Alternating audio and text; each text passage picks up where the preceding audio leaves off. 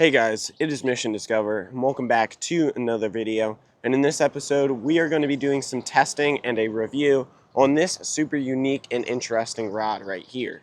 This rod is made by a company called Rigged and Ready out of the UK, and this specific model is called the Infinite Mini. I would classify this rod as a travel rod. It has 1, 2, 3, 4, 5 sections. Packs down super small and fits into this short tube right here.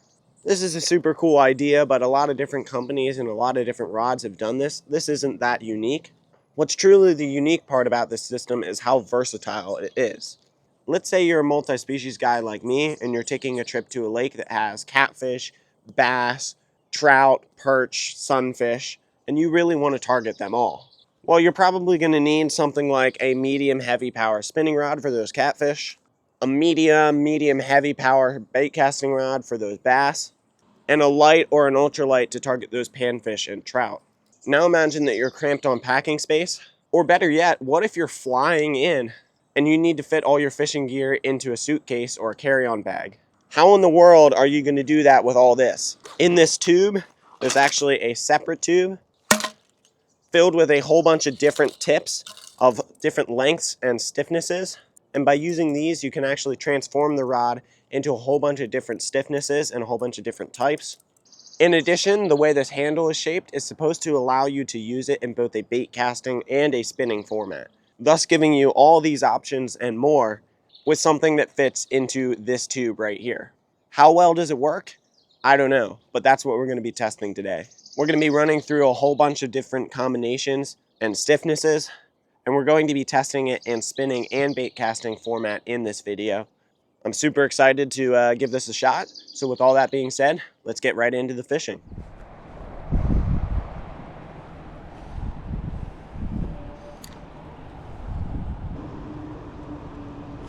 Oh, okay, so sensitivity is there. I definitely felt that before I saw it, and when I set the hook I saw the flash. It's not a big fish, only about 5 inches, so the sensitivity definitely is there even for small bites. There we go. Common shiner, I believe. Nice. I'm using, oh no, that is a creek chub. I'm using a little baby split shot, which it can cast with a worm. Not the greatest casting ever, but it does work. I felt the fish. It had a decent bend while fighting, and I'm using it with a 1,000 size reel and 4-pound line, that 1,000 size Shimano Sedona, and it's balancing decently well. I mean, not the greatest. It's a little bit tip heavy, and I imagine it'll be a little bit butt heavy with some bigger reels, but that's kind of the give and take you have to do. This balance is what we want in a super versatile rod like this.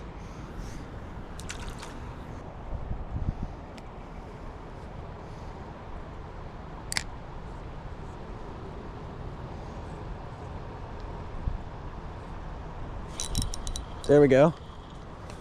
Another one. This is kind of performing like a light powered rod leaning towards medium light.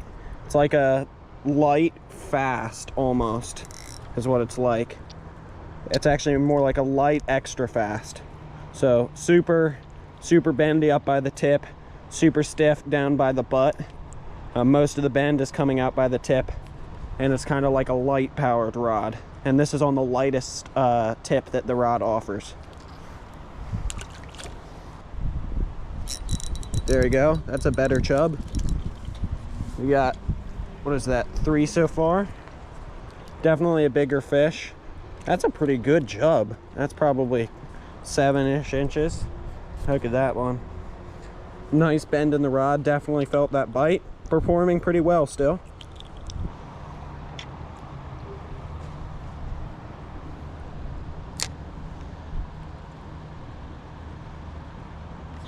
Oh, I saw that one. Did not feel the bite, but my line was slack. I don't think that was the rod. I'm trying to be super transparent about everything I'm doing and feeling with the rod to give the best idea of what you're getting here. Okay, felt that one, and that's not a big fish. I did feel that one. Yeah, that's definitely not a big fish. Probably 4 inches. There we go. Oh, that was a common shiner. I lost him. Oh.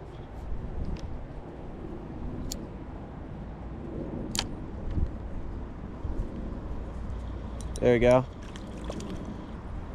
There's a good idea of the bend in the tip. So I'm fully supporting this fish, which is about 6 inches, and that's kind of where the bend is, right out by the tip. But it does have some decent give there, as you can see. Sorry, buddy. I was just kind of swinging you around in the air. Let's get you back quick. Trying to demonstrate the rod here. And then here's one of the other things, this handle, they have it set up for both bait casting and spinning. I have casted it around in the rod a little bit in both orientations, and it feels pretty good, but obviously time on the water is what really matters. And I can confirm that in the spinning orientation, comfort is almost like very, very close to being that of a normal spinning rod. Feels pretty doggone good for being able to theoretically do both spinning and bait casting techniques. As I've already mentioned, I have just a small split shot rig with worm, and I'm using a 1000 sized reel with 4-pound line. I'm going to see what the casting distance and the ease of use is in this configuration. This is the lightest configuration. We're just going to see what it's got. We're going to kind of cast it down that way. With my normal setup that I have this reel on, I can probably get about 3/4 of the way to the bridge. We're going to see what we can do with this setup. That's a little more than halfway, so not quite as good. We'll give it another cast. Not quite as good as my normal setup, but yet again, this is not a normal setup. A little bit further, that's probably right about 2/3. So not as good, but I think for a setup that is this versatile, you can't really expect much more, and that's pretty good. Alrighty, I'm here at my great uncle's pond. We're gonna try for some bass with what is probably equivalent to like a medium power setup on the Infinite Mini rod, and we're going to see how it does with this, do some testing on this one. I have used it in this configuration before, but I wanted to get some novel footage to use in this section of testing for this particular configuration, so we're going to see if we can get some bass. Good first cast.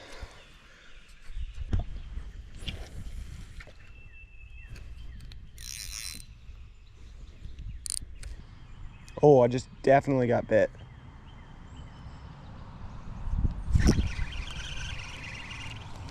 Yeah, look at that. It took part of it? No, it just slid it down the hook.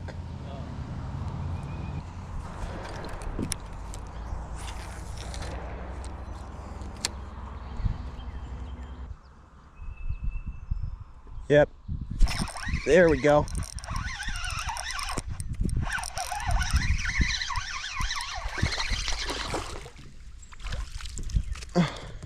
First bass of the year and first bass on the setup. All right, bud, calm down, calm down. There we go. On the little black and blue Hellgrammite and on the Infinite Mini in the medium power setup. Yeah, I definitely felt that. The first thing I can say after I release him here, there he goes. The first thing I can say, which I already kind of knew because I have used it in this configuration, is that the action on this rod, given that you're just changing out tips, does vary a lot. If you're using the real light tips, it's a very fast action rod because that super light tip will bend a lot more than the kind of more sturdy base on the rod will. Whereas like with the medium and the heavier setups, it's a very moderate kind of parabolic bending rod because the tip's a lot heavier than those smaller ones, meaning it's kind of more proportional with the bend that you'd get in this kind of stiffer section. So this is kind of like a moderate action rod, and I feel like if I put one of the real heavy tips on it, it'd be very parabolic as far as the action goes.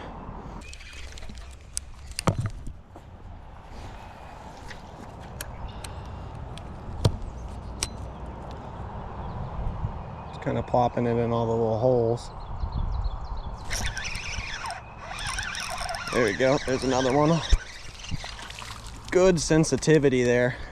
Yeah, What I'm noticing is, even though this rod is probably, because of how fairly inexpensive it is, it's made out of not the greatest graphite ever, and the tip is glass, and even though it has so many different pieces, the sensitivity is still adequate, especially if you use braid. Whoa, stay put, buddy, I'm trying to talk here. Especially if you use braid. I could feel this guy. He's not too big, but I still felt him just fine on this rod. So yeah, that's pretty decent.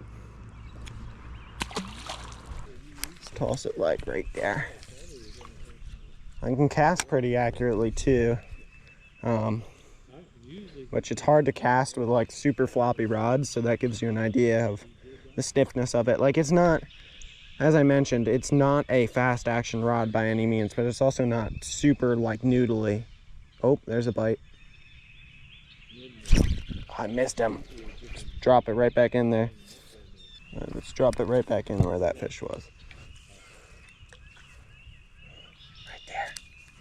That's the one. Get it.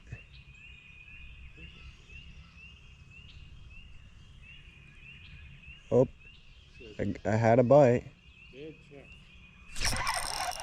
There we go. That's a pretty decent one. Get in here. Haha, there's another one. Nice. That's what we wanted. He's got the red lips right now from munching on the bottom, because it's April, so it's not super early, but it's still early enough to where they're kind of in winter mode-ish. So yeah, there's another one. Rod's still doing pretty good. Alrighty, I'm here at Lake Glory for the meetup run by Skeeter here on YouTube with another configuration of the Infinite Mini. This one is akin to about a medium heavy. It's between 5 and 5.5 feet when fully put together. And I'm also going to use this as an opportunity to test the casting rod feature. As you can see here, it has this little nub, and it's supposedly designed to use both in a spinning format and in a bait casting format. The guides are formatted really well to do that. Not too big to be a casting and not too small to be a spinning. It seems to be set up really well, but we're gonna see what it feels like casting and hooking into some fish in the casting rod format. So let's get to work. Oh. First cast with it was a dud, but that was not the rod's fault. That was, I need to tighten up my tension knob. Here's second cast. Beautiful. Beautiful. That works nicely. I got a 1/4 ounce inline spinner on here, which is something I love to throw on casting rods for smaller bass and big perch, which are both in this lake. So we'll see what we can do here. Yeah, I mean, at this length, it's definitely not as long as a typical casting rod that I would use, but by no means feels like I'm struggling to cast. It feels fine.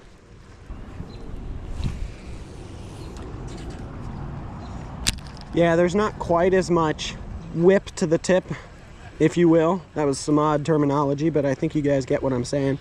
There's a little bit more flex in the tip of most of my casting rods, and I think that's because they're just a little bit longer, which does make the casting a little bit strange, but like 90% normal, I'd say. Not too bad at all. Not too shabby. We just got to get a fish or two on here and see what that's like.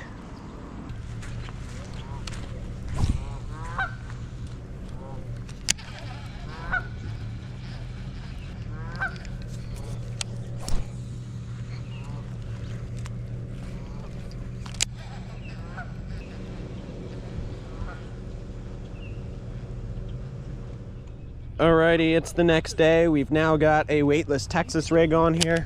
Apparently, that's what most people have been catching them on. It's a little bit lighter bait, so we'll see how this does. We're gonna hopefully go get some bass. Casts nicely, very nicely. This short rod actually is very accurate for like pitch and stuff, which is typical of shorter rods. So, I mean, if you needed like a little pitching rod on the go while you're traveling, this would work quite nicely.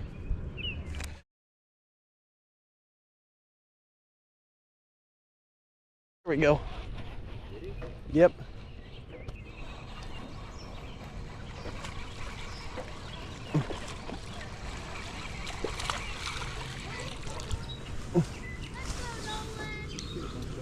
It's the wacky rig. I just followed what you were doing. Switched it from Texas rig to wacky rig, and then boom, there we go, little bass. I should have never showed you.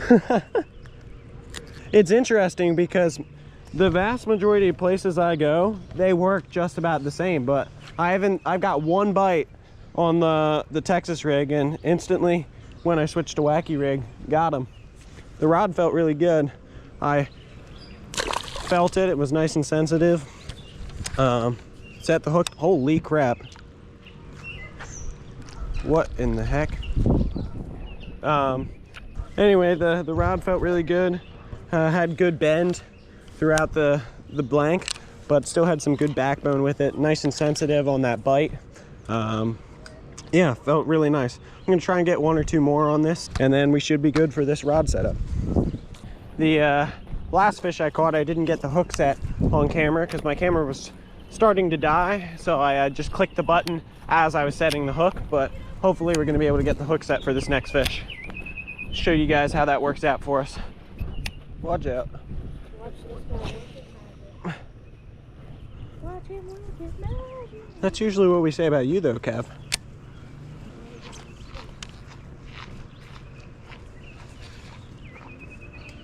Oh, there we go. Got him? Yep. No way. That's a better one. There we go. Good firm hook set. He's coming right in. Flip him. Oh, I thought he could. There you go. That's not a bad one. That's not a bad one. There you go. Oh, that's Rod feels nice. Fish number 2.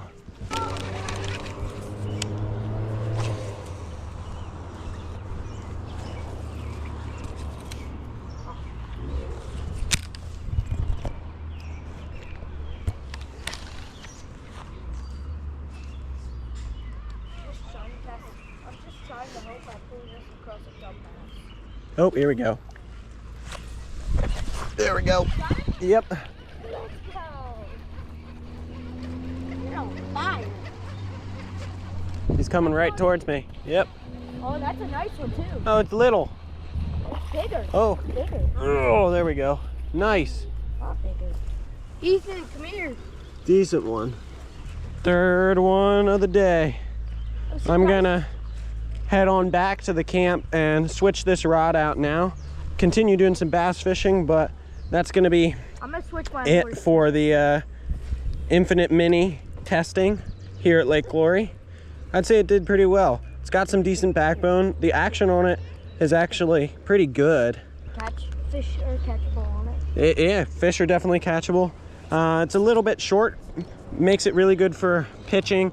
Doesn't have the best casting distance, but it's definitely doable, as evidenced by this bass here. See you, buddy. Alrighty, we are out here at the Schuylkill River to try for some catfish, and we have our final configuration to test in this video. But hold on a second. Before we get into testing this final configuration of the Infinite Mini, there is something you should probably know. This clip is actually not the first time I tried to test this particular configuration. During the previous summer, I'd actually taken this setup out with any fin as possible on a flathead fishing mission, and at one point during that night, I picked up the rod thinking I had a bite, tightened up my drag and set the hook, when this happened. I'm gonna try this while we're at it.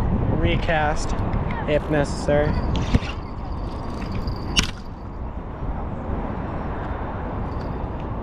My rod just snapped. Yeah, I'm hooked on something big. I think it's the bottom. I had my drag set way too tight. I thought it was loosened. Well, that is completely my fault and not the rod. But this unfortunate turn of events did give us a good opportunity to test out Rigged and Ready's customer service. I sent an email to the company explaining what had happened, and they promptly replied, telling me that they didn't need me to cover the cost of the piece, just the shipping. They also sent along this diagram to quickly identify which piece I needed, and after payment confirmation, they shipped it out. It did take a little bit, but as they mentioned in this email, that is because they're a UK company and they don't have priority shipping. So I'd say that's certainly excusable. It was a relatively easy fix to this problem, and I give their customer service a big thumbs up. With that being said, we're ready to actually test this configuration for real. This one's about equivalent to a heavy power setup, and I've got a 5,000 size reel on here. However, as I've told you guys earlier, as these rods get stouter, they also get shorter. So this rod is only about 4.5 feet long. Not the most practical thing in the world. It should work. I feel like it's an extra add-on, not really the bread and butter of what this thing is supposed to be used for, but we're gonna see what it can do. Alrighty, I'm pretty sure casting distance on this thing isn't gonna be great due to the weird balance and shorter size, but we're gonna see what it can do.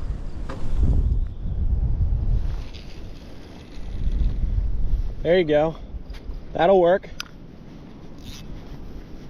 Not great casting distance, but if you need a heavier setup in a pinch, it can get you in the water. We got to see how it handles a fish though. Loosen up the drag a touch. We should be rocking and rolling, ready to go.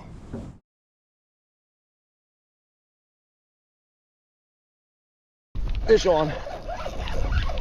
Fish on, Steve. Heck yeah, you did. There you go. It's bending good. Pretty parabolic in the bend. Very all throughout the blank. Nice fish on. We might be trying to we'll get it out. Oh yeah, look at that rod. Beautiful. Told you. I'm just trying to clear this and I'll go down and get the net for you. Nice fish. No, can you walk the fish to the other side? Heck yeah, I can. Ooh, very nice channel catfish. Like up top, and I'll get down there. Very nice. Take your time, dude. Yeah, look how all throughout the blank that bend is. Oh yeah. Take your time, man. That's it. Oh, the water's up. All right. Water is up. Turn the light. No, I got my slippers on. Turn the live camera. Steve's down there. Come on, bring his head around. He's Unroll. There you go. Boom. Got him. That worked well. So, as I said, rod performed well during the fight. You don't have a ton of leverage and it feels a little bit weird with how parabolic it is and how short it is. But yeah, it overall performed really well. I'd say the biggest issue with this particular configuration is how far you can cast it. If you can get out there and hook up into a nice fish, it can do it, as evidenced by this channel catfish. All right, let's get a weight on him. Oh man, he's a tough little guy. All right, we'll have to Nice subtract the fish. weight of the grippers later. With the grippers, 9 pounds, 13 ounces. Almost 10 pounds. Yeah, that's a nice one. Nice fish, Nolan. Here he goes. Whoa, there he is. You're upside down, buddy.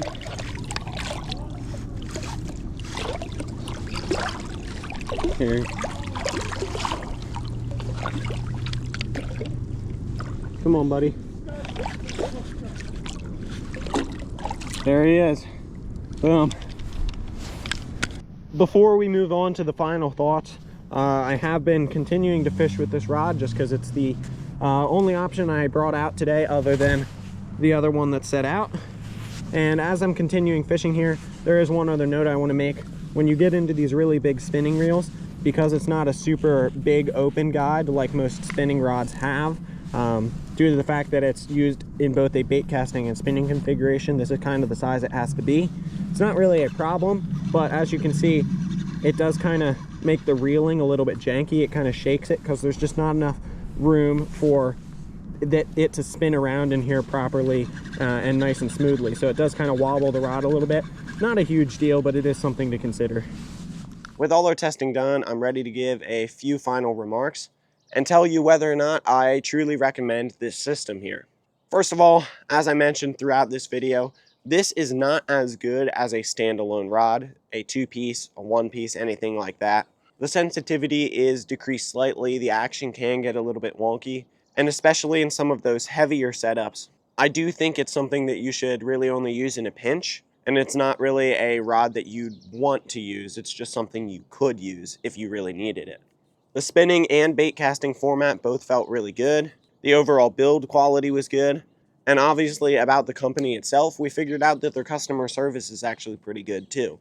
Overall, I highly recommend this rod if you're someone like me who always loves to fish, but sometimes your travel plans won't allow you to bring all the things you would want.